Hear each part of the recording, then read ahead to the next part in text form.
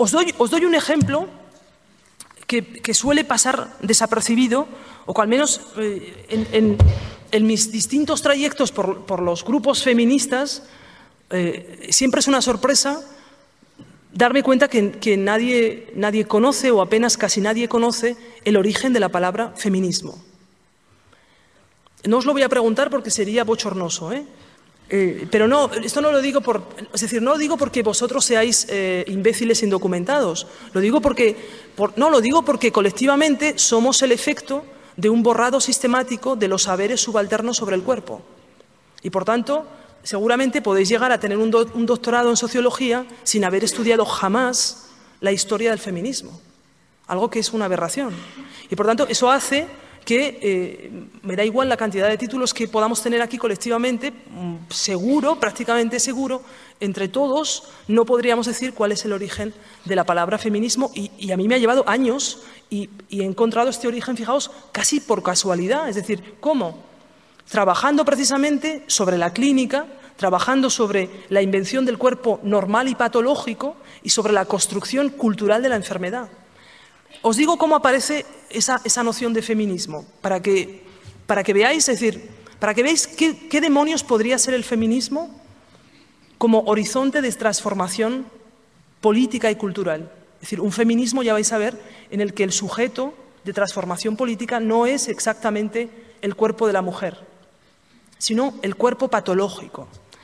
Bien, esa noción es inventada en 1871, de nuevo veis que, es decir, estamos en pleno auge de la clínica, en 1871, ¿por quién? Por un especialista en tuberculosis francés, el doctor Fanot de la Cour, que escribe un tratado sobre la feminización de los hombres que sufren de tuberculosis. Fanot de la Cour dice, en 1871, los hombres que sufren de tuberculosis pierden los caracteres secundarios masculinos y sufren de feminización. Y fijaos, a esa patología que afecta a los hombres tuberculosos, Fanot de la Cour la llama ni más ni menos que feminismo. Y por tanto, la palabra feminismo, en sentido etimológico, aparece por primera vez en el discurso eurocéntrico del siglo XIX como, fijaos, como un significante médico que describe en absoluto a las mujeres, en absoluto el movimiento de las mujeres, es decir, de lucha y de activismo de las mujeres en el siglo XIX, en absoluto. La noción de feminismo en el siglo XIX se refiere ¿a qué? Se refiere a la feminización del cuerpo masculino tuberculoso. Eso es a lo que Fanot de la Cour llama feminismo. Dice, bueno, cuidado, esto es una patología.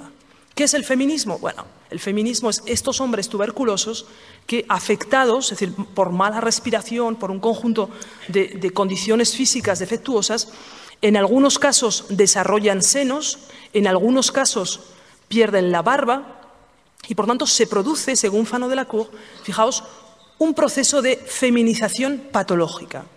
Lo que va a ocurrir es que el hijo de Alejandro Dumas, que es un pamfletista francés del siglo XIX, va a recoger la noción clínica, y por tanto que pertenece a la patología clínica de la tuberculosis del siglo XIX. Fijaos, es decir, estamos en pura ciencia ficción, amigos. Es decir, es que nuestra historia es para no dar crédito.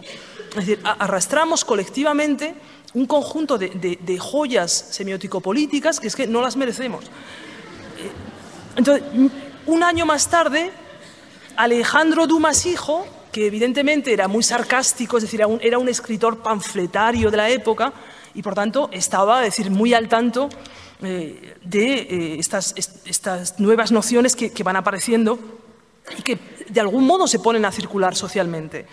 Y fijaos, lo que va a hacer es utilizar por primera vez la palabra clínica feminista, es decir, esa palabra que se refiere únicamente al tuberculoso afeminado, es decir, me perdonáis, utilizo la nomenclatura clínica de ese momento, para referirse a los hombres que defienden la causa de las mujeres en defensa de sus derechos políticos. Tela marinera. Es decir, etimológicamente, los feministas son tuberculosos afeminados. Y en un segundo momento se van a convertir en ¿qué? En aquellos hombres que, claro, se afeminizan, es que, perdonadme por el francés, se feminizan. ¿Cómo se feminizan? En contacto y defendiendo los derechos de las mujeres en el movimiento, fijaos, concretamente de sufragistas. Bueno, pues esa es parte de nuestra historia. Esa es parte de nuestra historia. Es tremendo que como feministas y feministas que somos, digo feministas y feministas, es decir, aquellos hombres afeminados que defienden la causa de las mujeres en la esfera pública